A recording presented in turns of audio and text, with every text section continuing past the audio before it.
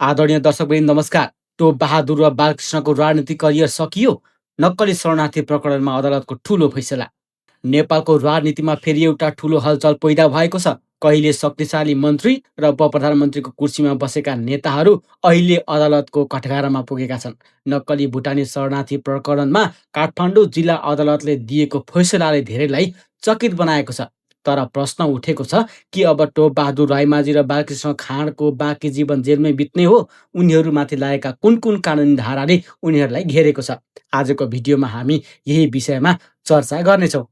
काठमाडौँ जिल्ला अदालतले नेपाली नागरिकलाई नक्कली भुटानी शरणार्थी बनाएर अमेरिका पठाउने योजनामा संलग्न भएको आरोप लागेका 15 जनालाई दोषी ठहर गरेको छ। यो फैसलाले नेपाली राजनीतिमा ठूलो तरङ्ग ल्याइसकेको छ। अदालतले पूर्व उपप्रधानमन्त्री तथा नेकपा एमाले नेता टोप बहादुर रायमाझीलाई 3 महत्त्वपूर्ण कसुरमा दोषी ठहर गरेको छ। पहिलो ठगी, त्यस्तै दोस्रो सङ्गठित अपराध र तेस्रो राज्य विरुद्धको कसुर। यता पूर्व गृहमन्त्री बालकृष्ण खाँडलाई भने राज्य विरुद्धको कसुरमा मतियार अर्थात् सहयोगीको भूमिका निर्वाह गरेको ठहर गरिएको छ। तर यो अन्तिम फैसला भने होइन। दोषी ठहर भएका व्यक्तिहरूको सजाय निर्धारण भने आगामी असार 29 गते हुने भएको छ। अब कुरा गरौँ उनीहरूले कति सजाय पाउन सक्छन्। ठगी कसुरमा मुलुकी अपराध संहिता अनुसार 7 वर्षसम्म कैद र 70,000 रुपियाँसम्म जरिवाना हुन सक्छ। तर यहाँ अर्को ठूलो कुरा के छ भने यो घटना अदालतले सङ्गठित अपराध समेत मानेको छ। सङ्गठित अपराध प्रमाणित भएमा मूल सजायमा थप 50% कैद थपिन सक्छ।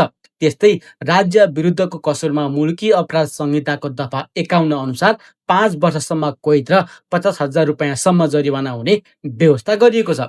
बालकृष्ण खाँडलाई मतियार ठहर गरिएको छ। कानुन अनुसार कसैलाई अपराध गर्न सहयोग गर्ने वा उक्साउने व्यक्तिलाई मुख्य कसुरदार र सरह सजाय पनि हुन सक्छ। त्यसैले उनको सजाय पनि गम्भीर हुन सक्ने कानुनी विशेषज्ञहरूले बताएका छन्।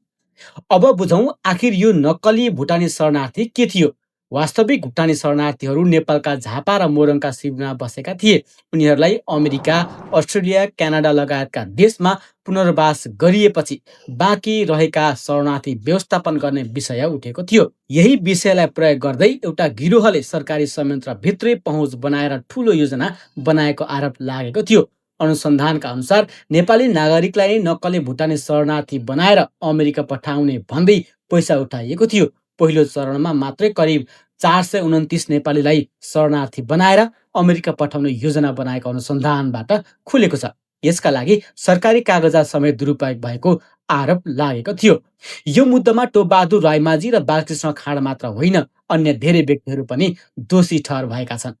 केशव प्रसाद दुलाल, सानु भण्डारी, सागर राई, सन्देश शर्मा, डाक्टर इन्द्रजित राई लगायत धेरैलाई ठगी र सङ्गठित अपराधमा दोषी ठहर गरिएको छ। त्यस्तै सरकारी कागजात किर्दै गरेको आरोपमा टेकनाथ रिजाल सहित केही व्यक्तिहरू दोषी ठहर भएका छन्। तर सबै आरोपित दोषी भने ठहर भएनन्। अदालतले 7 जनालाई प्रमाण नपुगेको भन्दै सफाई दिएको छ। अब सबैको नजर आगामी असार 29 गतेतिर जाने देखिन्छ। त्यो दिन अदालतले दोषी ठहर भएका व्यक्तिहरूको वास्तविक सजाय निर्धारण गर्नेछ। तर यो फैसला अन्तिम भने होइन। उनीहरूले माथिल्लो अदालतमा पुनरावेदन गर्न पाउने कानुनीको बाटो भने खुल्ला नै छ। नक्कली शरणार्थी प्रकरण केवल एउटा भ्रष्टाचारको मुद्दा मात्र होइन, यसले नेपालको प्रशासनिक प्रणाली, राजनीतिक पहुँच र सरकारी संयन्त्रमाथि नै ठूलो प्रश्न उठाएको छ। अब हेर्न बाँकी छ अदालतको अन्तिम फैसला कस्तो आउँछ र दोषी ठहर भएका शक्तिशाली व्यक्तिहरूको राजनीतिक भविष्य कहाँ पुग्छ। यस्तै महत्त्वपूर्ण समाचार र विश्लेषणका लागि हाम्रो च्यानललाई सब्स्क्राइब गर्नुहोला। यो भिडियो मन परे लाइक र सेयर पनि गर्नुहोला।